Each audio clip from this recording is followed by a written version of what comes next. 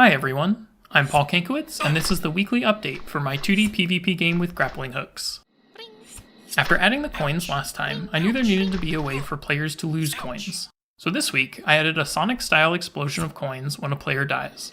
I find these types of mechanics interesting, so I wanted to dig into some of the subtleties of how it works mechanically.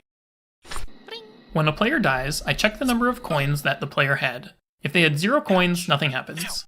Ouch. If they did have some coins, I remove 1/3 of them rounded up. This works as a balancing factor. If a player has a ton of coins, they'll lose a bunch when they die, but if they don't have very many, they'll only lose a few. I then take the number of coins they lose and spit out 3/4 of them, again rounded up. This means that 1/4 of them disappear, allowing me to remove some coins from the system.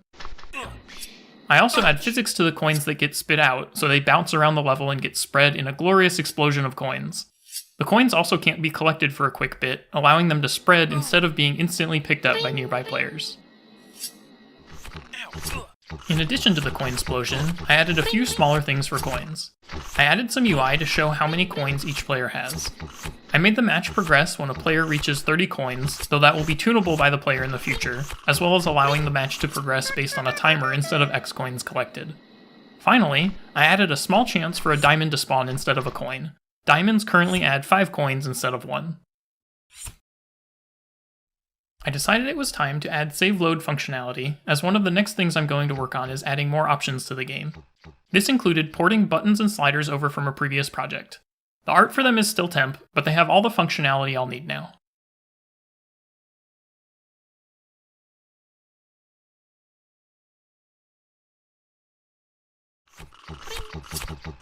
I also playtested the game a bit at a Seattle Indies meetup, and again with a group of friends. The main takeaways were that playing a 4-player PvP game on a small laptop screen is not a great experience.